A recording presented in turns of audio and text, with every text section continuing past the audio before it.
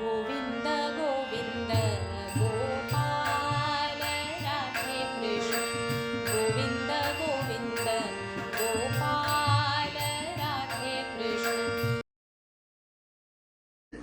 निश्चय हा पाहिजेच. निश्चयाशिवाय कुठलीच गोष्ट होत नाही. की बाबा नाम कसं घेऊ, निश्चय करा म्हणजे नाम झालंच पाहिजे. आपल्याला जर एखाद दिवशी कोथिंबीरीची वडी खायची असेल किंवा काहीतरी बाहेर जाऊन खायचं असेल तर आपण काही करून सगळ्या हालचाली त्या दिशेने करतोच की नाही. आणि ते खाल्ल्याशिवाय राहतो का, नाही राहत. काही झालं तरी मला खायचंय.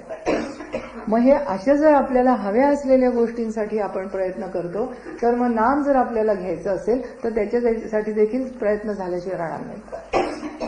हे प्रयत्न होतातच आणि ते जसे जसे होतील तसा जसा निश्चय पक्का होतो.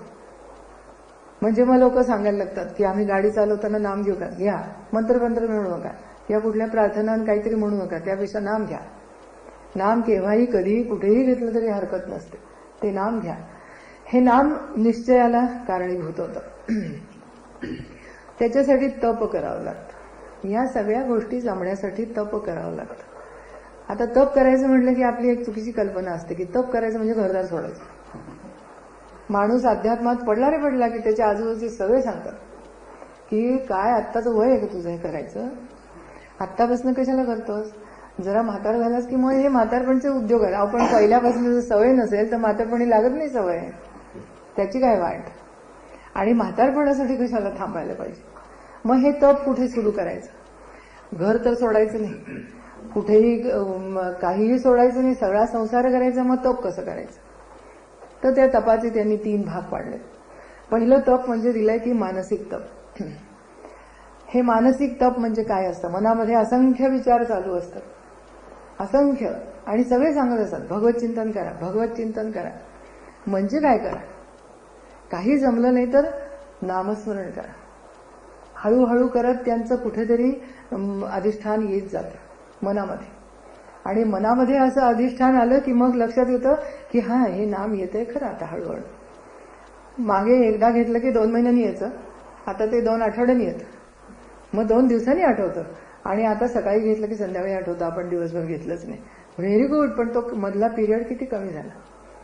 ते हळूहळू यायला लागतं. ते कारण मन इतकं वाईट आहे, जे जसं आपलं सखा आहे तसं ते शत्रूही तेच आहे, घेऊच देत नाही अजिबात. कारण अध्यात्म हा मार्ग असा आहे किंवा हा प्रांत असा आहे जिथे मनाला काही कळत नाही. असं का झालं त्याच्याजवळ कारणं नसतात. आणि मग असं का झालं हे कळत नाही. मग आपण मनाला म्हणतो की गबस, तू नको बोलस, कारण जे होतंय ते त्यांच्या कृपेने होतंय. मग ह्याला त्यांची कृपा आवडत नाही. त्यांची कृपा असं म्हणणं आवडत नाही, कारण शेजारी तो अहंकार असतो ना, त्यामुळे तो म्हणायला लावतो की माझ्यामुळे झालं, मी केलं, मी केलं असं म्हणजे मग ते मन हो म्हणतं. आणि ते आपण अध्यात्मात म्हणत नाही. आणि त्यामुळे त्या मनाला अत्यंत संताप असतो. ते तिथे अगदी आडकाठ्या घालत असतं. पण हे भगवत चिंतन जर समजा व्हायला लागलं तर मात्र त्याचा नाईलाज असतो. आपल्या मनातच 2 मनं असतात, एक पॉझिटिव्ह असतं, एक निगेटिव्ह असतं. पॉझिटिव्ह मनाने निगेटिव्ह मनाला चिक्कार बडवायचं असतं. मामा म्हणे हंटर घेऊन उभं राहायचं.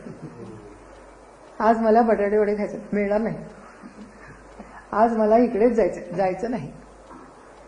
पण माझी इतकी कामं, काही नाही, आज गप्प बसायचं, मी ही पोथी पूर्ण करणार, काय करायचं कर. वैताग येतो. पोथी वाचताना सुद्धा मन कुठे कुठे नेत असतं, तरी वाचायचं. एकदा 2दा झालं की त्या मनाला कळतं आज पोथी वाचायची, हो वाचायची. बटाटे वडे खायचे, नाही, पोथी वाचायची. वळलं की त्याला जरा सुरुवातीला 2-4 वेळा तरी हाणावं लागतं. आणि असं हाणलं म्हणजे मग ते जागेवर येतं. जागेवर आणल्याशिवाय तर बिलकुल राहायचं नाही. असं हे जे मन आहे त्याच्यासाठी मानसिक जप हा एक मोठा उपाय आहे.